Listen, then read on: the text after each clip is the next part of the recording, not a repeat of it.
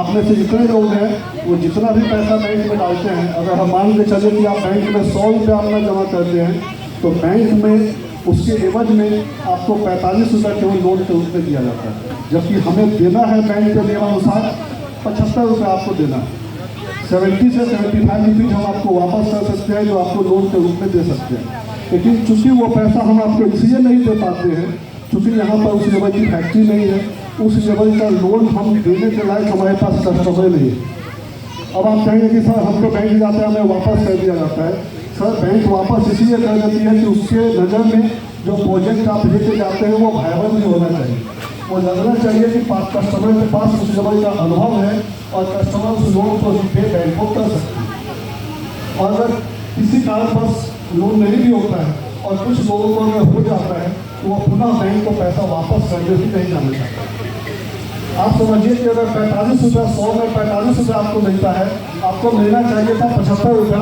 समझिए कि 30 रुपया यहाँ से निकल के, चूँकि हम तो आपका 100 रुपया दिए हैं तो 100 का ब्याज हमें वापस करना है, तो हम 100 पे तो पैसा नहीं कमाएंगे, तो आपको 75 रुपया आपका जो ये 75 रुपया हमको अगर वापस करना है किसी को तो कहाँ से करेंगे, तो हम उस पैसे को कहीं ना कहीं दूसरे जगह भेजते हैं, जो कि गुजरात है, मुंबई है, बड़े बड़े शहर।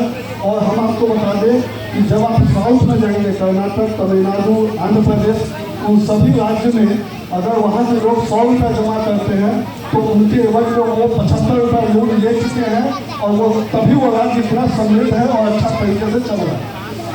तो हम सभी लोगों को आप अनुमान कर लीजिए कि हम सभी लोग 100 रुपया जमा करते हैं, उसके एवज में केवल 45 रुपये दे पाते हैं।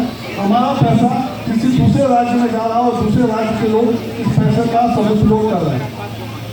इसलिए हम सर के सामने ये डाटा शेयर किए हैं, बाकी सर इस डाटा के बारे में अच्छे से जानते हैं। Thank you.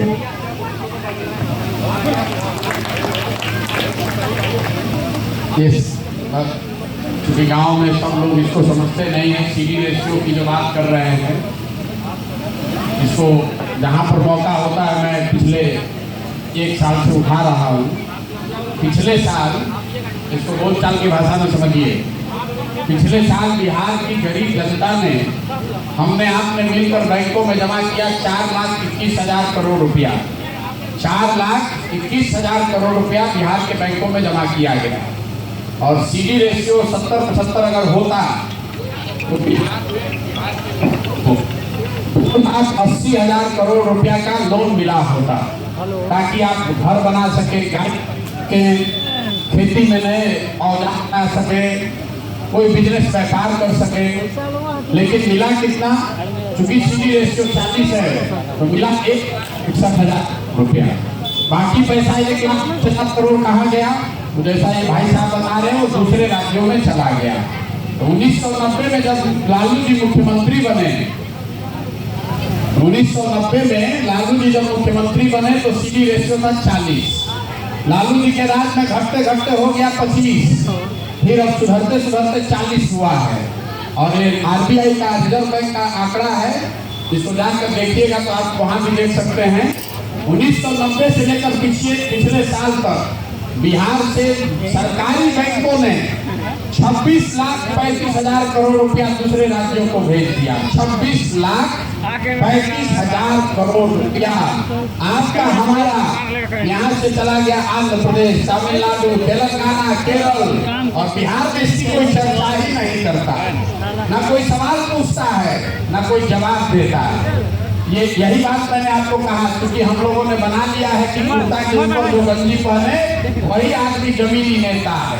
जिसको ज्ञान ही नहीं है तो वो क्या बताएगा कि भैया ये भी कुछ होता है। सीधी और ऐसा नहीं है कि ये बैंकों के मन पर है, कमिटी राज्य में जिसमें मुख्यमंत्री उसकी अध्यक्षता करते हैं, उसके चेयरमैन हैं, जो बैंकों को कह रहे हैं कि भैया पैसा दो, लेकिन जैसे शिक्षक बात नहीं सुन रहा है, डॉक्टर बात नहीं सुन रहा है, वैसे बैंक वाला भी बात नहीं सुन रहा।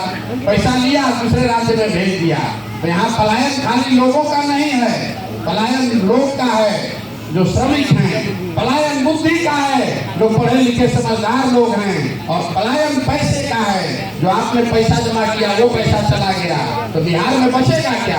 खाली भूखमरी, मजदूरी, बेकारी ही तो बचेगा, क्योंकि जो भी अच्छा है वो तो यहाँ से बाहर जा रहा है। तो इसीलिए यहाँ आपको बिहार में इतनी गरीबी, इतनी भयानक बेरोजगारी दिखती है। जो बात हम बता रहे हैं कि साल भर के अंदर सारे जितने पलायन किए हुए लोग हैं उनको वापस लाया जा सकता है। उसके पीछे यही CD रेशियो है। इसमें 1 रुपया भी सरकार का खर्चा नहीं है। अगर बैंकों में ये विश्वास पैदा कर दिया जाए कि उनका पैसा लौटेगा, और तो आप अंदाजा लगाइए हर साल 2 लाख करोड़ रुपया बिहार में अलग से लगने लगेगा। और हम लोगों ने जो स्टडी कराया, इसका अध्ययन कराया, हर पंचायत में 500 से 700 लोगों के लिए अगर रोजगार का अवसर कर दिया जाए तो किसी को पलायन नहीं करना पड़ेगा 12-15 हजार रुपए के रोजी रोजगार के लिए। और वो करने के लिए साल में आपको 2.5 लाख करोड़ रुपया का नया इन्वेस्टमेंट कराना है। और वो पैसा बिहार के लोगों को नहीं, कहीं से बाहर से नहीं लाना है। ये बैंकों का CD रेशियो सुधार कर साल भर 1.5 साल के अंदर आप इतना इन्वेस्टमेंट यहाँ नया करा सकते हैं।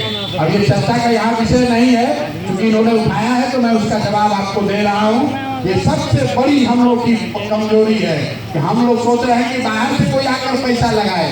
हम लोग का पैसा है उसको आप भेज रहे हैं तमिलनाडु, गुजरात, आंध्रा, मध्य प्रदेश, महाराष्ट्र, दूसरा आदमी कहाँ से तो अपना पैसा उपयोग कर ले तो भी 2 लाख करोड़ रुपया हर साल अलग से यहाँ लगने लगेगा।